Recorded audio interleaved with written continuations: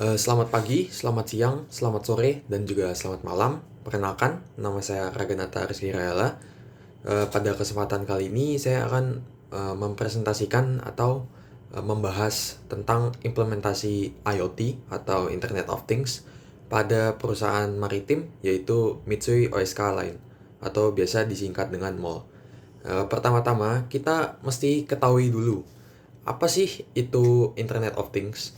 Jadi, Internet of Things adalah infrastruktur global yang mana menghubungkan berbagai perangkat, baik itu pada kapal, pada galangan, pada pelabuhan, ataupun lain sebagainya itu melalui internet, sehingga eh, eh, komponen yang awalnya sendiri-sendiri ini menjadi terintegrasi dan kontrol akan jadi lebih mudah. Terus kenapa sih IoT ini dibutuhkan pada industri maritim Indonesia ataupun dunia? Yang pertama, operasional kapal sendiri ini berlangsung selama 24 jam, yang mana itu terjadi secara terus-menerus dan melintasi di berbagai daerah lautan. Sehingga monitoring diperlukan agar tidak masing-masing kapal ini dapat termonitor secara terus-menerus. Kemudian penghematan biaya bahan bakar juga menjadi tujuan dari IoT ini, karena IoT sendiri bisa mengetahui seberapa banyak konsumsi bahan bakar. Juga bahan bakar ini kan salah satu biaya terbesar dari operasional kapal. Kemudian ada pemantauan. Pemantauan itu pemantauan yang mana pemantauan ini maksudnya adalah menggantikan pemantauan manual yang biasa dilakukan oleh awak kapal. Yang mana itu belum tentu on time dan juga belum tentu tepat. Oleh karena itu karena digantikan IoT, sistem ini menjadi lebih cepat dan juga tepat.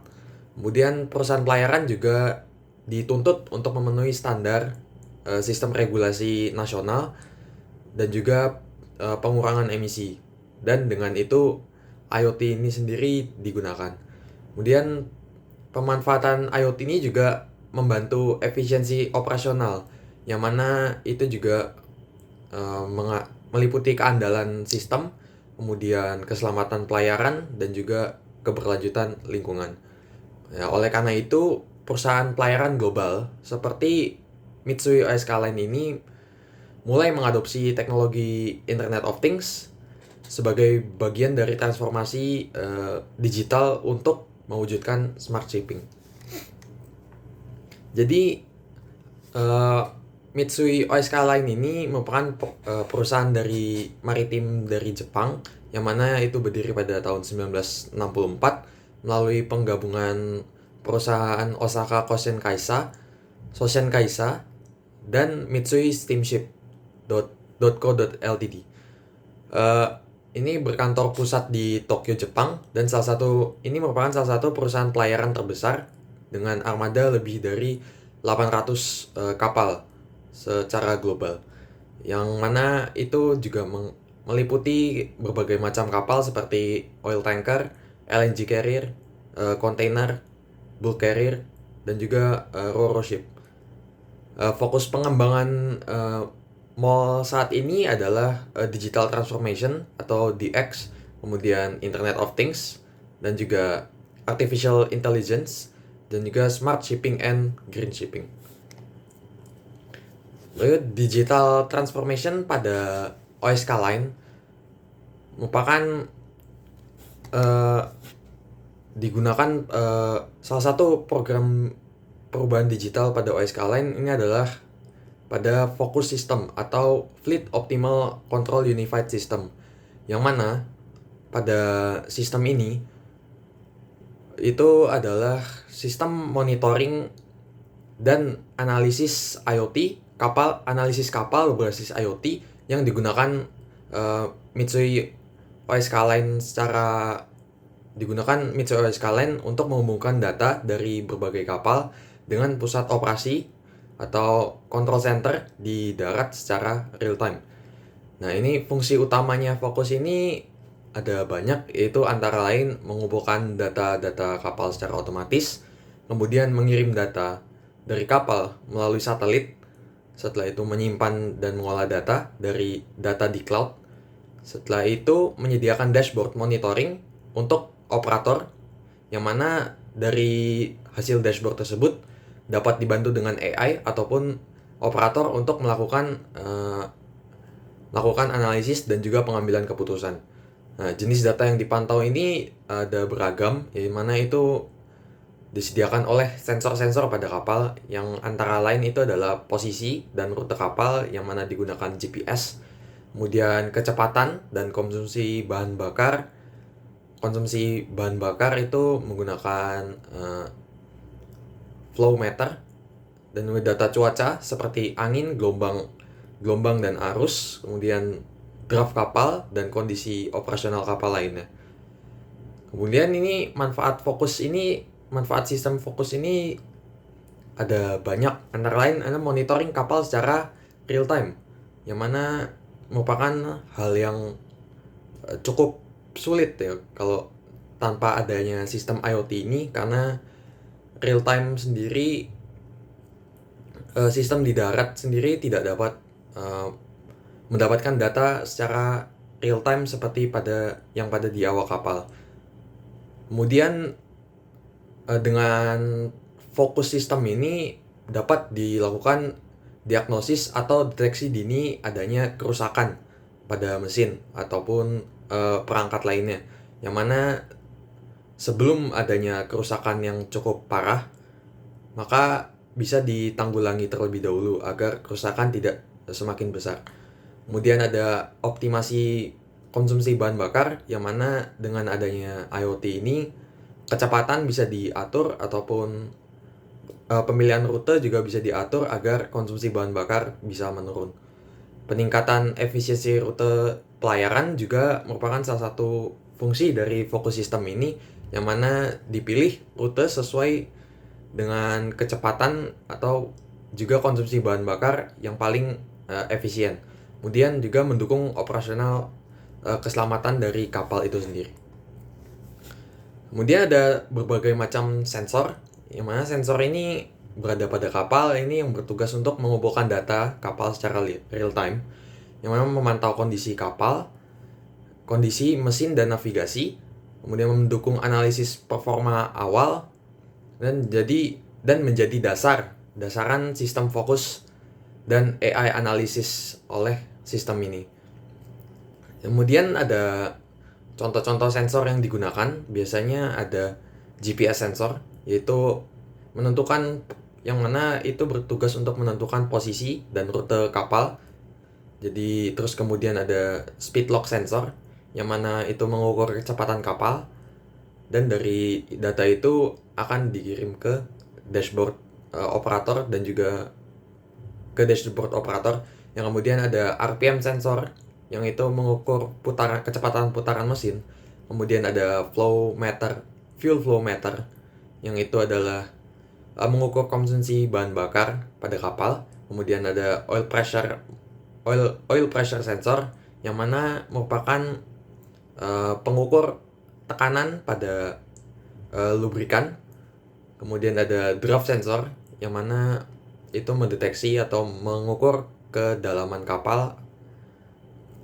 Kemudian ada wave sensor, yang mana itu mengukur tinggi dari gelombang sekitar. Kemudian ada weather sensor, yang mana itu mengecek kondisi cuaca sekitar kapal.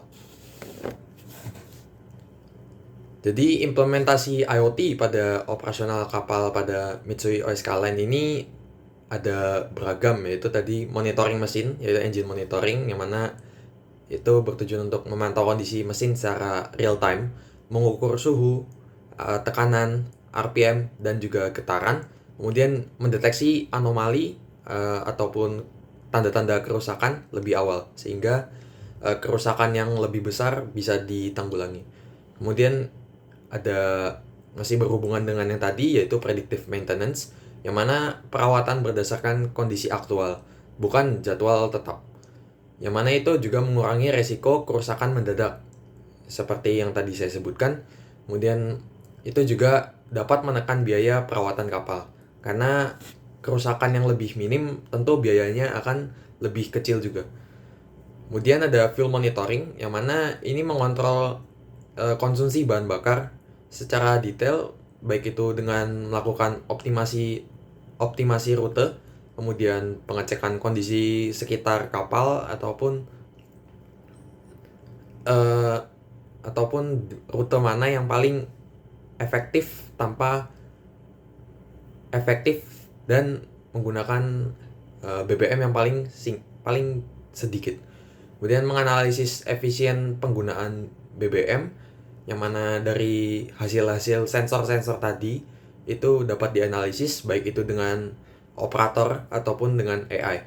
Kemudian juga mengurangi pemborosan energi, yang mana sama kayak sebelumnya itu merupakan BBM itu sendiri. Yang mana dari tujuan fuel monitoring ini adalah untuk pengurangan dana pada fuel cost, yang mana itu merupakan salah satu aspek pengeluaran terbesar pada operasional kapal. Kemudian ada voyage optimization, yang mana berhubungan sama fuel monitoring tadi juga menentukan rute pelayaran yang paling efisien. Nah, dengan menentukan rute ini, kapal akan menjadi lebih cepat dan juga mampu menghemat bahan bakar dari rute yang kurang efisien, sehingga dapat mempres biaya pengeluaran. Kemudian juga mempertimbangkan cuaca, arus, dan gelombang, sehingga dapat mengetahui kondisi sekitar dari rute pelayaran. Kemudian juga yang sempat saya sebutkan tadi, menghemat dan juga menghemat waktu, yaitu semakin karena rutenya ini cukup efisien atau cukup dekat, jadi waktu akan lebih dihemat dan juga bahan bakar juga otomatis mengikuti. Tantangan implementasi sendiri ada beberapa pada sistem IoT sendiri, yang mana itu yang pertama ada biaya investasi tinggi, yang mana pemasangan sistem IoT pada seluruh kapal ini memerlukan biaya yang cukup besar. Kemudian infrastruktur komunikasi satelit juga harus disediakan, yang mana itu juga cukup mahal. Kemudian pengembangan sistem cloud dan juga AI itu juga dibutuhkan, sehingga biaya investasi IoT ini tergolong cukup tinggi. Yang kedua itu ada ketergantungan koneksi pada satelit, karena IoT pada sistem yang digunakan pada Mitsui Ice Skyline ini merupakan sistem yang menggunakan satelit. Jadi data-data yang didapat dari kapal akan dikirim ke satelit sebelum dikirim ke control center. Sehingga jika ada komunikasi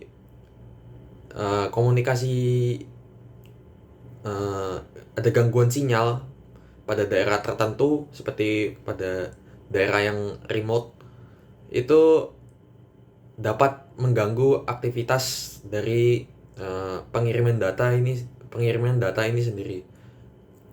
Kemudian juga mungkin ada chance-nya keterlambatan pengiriman data. Kemudian yang paling besar mungkin ya keamanan cyber, yang mana dengan keamanan cyber ini terjadi resiko peretasan, yaitu atau hacking, yang mana sistem dari kapal ini diambil alih oleh pihak luar. Kemudian perlindungan data operasional ini diperlukan juga, yang mana cyber security perlu ditingkatkan lagi, yang mana akan tetap menambah biaya investasi. Kemudian juga keamanan komunikasi antara kapal dan darat juga perlu buat cyber security yang lebih memadai lagi. Kemudian integrasi sistem lama, yang mana sistem yang menggunakan IoT ini diperlukan penambahan alat ataupun menggunakan atau penambahan teknologi baru, seperti yang mana teknologi penyangga IoT ini, pada sistem-sistem lama, yang mana otomatis itu juga akan memengaruhi biaya investasi lagi. Kemudian yang terakhir ini adalah kesiapan sumber daya manusia. Sumber daya manusia sendiri eh, seperti awak kapal dan operator ini perlu dilatih sendiri, yang mana sehingga mereka dapat mengoperasikan sistem IoT ini dengan lancar dan juga paham terhadap eh, keterbatasan, sehingga paham tentang pengoperasian dan juga eh, cara kerja dari sistem IoT ini sendiri. Dan salah satu eh, penanganan dari kesiapan sumber daya manusia ini, Mitsui OS Skyline ini sudah membuka training center di Filipina, yang mana itu merupakan eh, pelatihan atau program pelatihan tentang IoT, AI, dan juga eh, IoT, AI, dan juga cloud center itu eh, untuk awak kapal, yang mana itu sudah terverifikasi oleh kelas DNV. Mungkin sekian dari saya. Mohon maaf atas segala kekurangan. Terima kasih.